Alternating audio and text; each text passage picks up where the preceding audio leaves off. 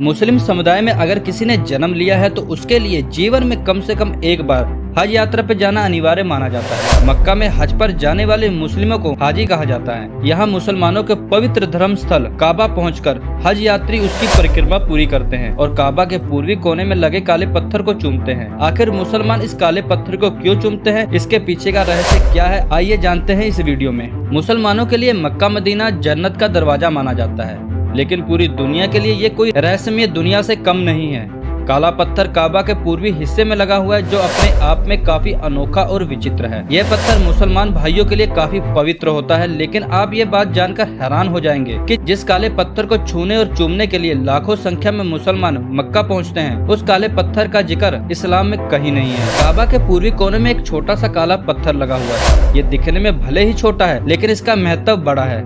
ये पत्थर चारों ओर से चांदी के फ्रेम में जड़ा हुआ है। अरबी भाषा में इस पत्थर को अल हजरू अल असवद कहा जाता है। इस पत्थर के पीछे की कहानी के बारे में कई तरह के किस्से मशहूर हैं, लेकिन सच्चाई के बारे में कोई ठोस प्रमाण नहीं है। इस पवित्र काले पत्थर को लेकर कई कहानियों में से एक कहानी ऐसी भी है कि यह धरती पर आया धूमकेतु है। कुछ मान्यताओं में इसे चांद का टुकड़ा कहा गया है, जो चांद से टूटकर धरती पे आया है। दरअसल इस पत्थर को लेकर तरह तरह की बातें उत्पन्न होती हैं। इस्लाम में काबा के जिस काले पत्थर को सबसे पवित्र माना गया है, उसका जिक्र कुरान में कहीं नहीं मिलता। इसके पीछे एक धारणा ये भी है कि ये पत्थर मोहम्मद साहब के धरती के जाने के बाद ही अस्तित्व में आया था, लेकिन ऐसा नहीं है कि इसका जिक्र इस्लाम के दूसरे ग्रंथों में नहीं हुआ है। इस्लाम को मानने वाले कुरान के बाद हदीस नामक ग्रंथ पर यकीन करते हैं। हदीस में इस पवित्र काले पत्थर का जिक्र किया गया है, इसके महत्व को बताया गया है। कई हदीसों में इस पत्थर को जीवित बताया गया है। इसके अनुसार पैगंबर इस पत्थर को खुदा का दाया हाथ मानते थे और इसे जीवित समझते थे।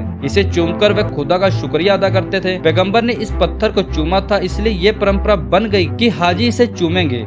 लेकिन अब बड़ी संख्या में हाजी यहाँ पहुँचने लगे हैं, इसलिए हर किसी को इसे छूना और चूमना संभव नहीं रह गया। इसलिए हाजी अब इस पत्थर की ओर मुंह करके दुआएं मांगते हैं। इस पवित्र काले पत्थर से जुड़ी एक और कहानी प्रचलित है। पैगंबर इब्राहिम को जब खुदा ने काबा बनाने के लिए कहा, तो इसके निर्माण के अंतिम समय में उन्होंने देखा कि काबा के पूर्वी भाग में एक छोटा सा खाली स्थान रह गया है। उन्होंने अपने बेटे इस्माइल को उस खाली स्थान भरने के लिए उसी तरह का पत्थर लाने को कहा जिस पत्थर से काबा का निर्माण हो रहा था। लेकिन काफी समय बाद भी उन्हें वैसा पत्थर नहीं मिला और वे खाली हाथ वापस लौट आए। लेकिन उन्हें जब वापस आके देखा तो उस खाली स्थान पर एक काला पत्थर लग चुका था। पैगंबर इब्राहिम ने बताया कि खुदा ने जन्नत से एक फरिश्ते को भेजा था, उसी ने ही उस काले पत्थर का निर्माण किया और वहीं पर उस खाली स्थान पर उस काले पत्थर को रखा था। इन प्रचलित कहानियों के बारे में इस्लामिक विषयों के जानकार रामीज सिद्दीकी बताते हैं कि ये ऐसी बातें हैं जिसे सिर्फ लोगों ने गढ़ दी है, जबकि सच ये है कि काबा की परिक्रमा करने के लिए ये आरंभिक स्थान है। काबा काफी बड़े क्षेत्र में बना है, जिसकी 7 परिक्रमा करनी होती है। परिक्रमा के दौरान हाजी इस बात को भूल न जाए कि उन्होंने यात्रा कहां से शुरू की थी, इसलिए इस काले पत्थर को यात्रा का आरंभिक बिंदु माना गया है। इस काले पत्थर को चूमने की परंपरा इसलिए बन गई कि मोहम्मद साहब जब काबा की यात्रा पे आए थे तो उन्होंने इसे चूमा था। इसकी वजह यह थी कि काबा कई बार बना और कई बार टूटा। काबा का एकमात्र अवशेष ये काला पत्थर ही बचा था। मोहम्मद साहब की हज यात्रा के बाद से ही यहाँ पूर्व दिशा में लगा काला पत्थर हाजियों के लिए खास बन गया। आपको बता दें कि मोहम्मद साहब ने अपने जीवन काल में केवल एक बार ही हज किया था। ऐसा माना जाता है कि मुस्लिमों को अपने जीवन काल में हज के लिए मक्का जरूर आना चाहिए। हज के लिए मक्का आने की इजाजत केवल इस्लाम को मानने वालों को ही मिलती है। आमतौर पर 13 दिन तक हज चलता है, लेकिन लगातार बढ़ती भीड़ के कारण 2 दिन से ज्यादा यहाँ ठहरना मुश्किल हो जाता है। खबरों के मुताबिक यहाँ रुकने के लिए लगाए गए टेंट का एक रात का किराया लगभग 2 लाख रुपए हो जाता है। काबा में सबसे रहस्यमय चीज है ये बड़ा सा काला बक्सा, जिसके बारे में हमेशा से एक अफवाह बनी हुई है कि इसके अंदर एक चमत्कारी शिवलिंग बंद है।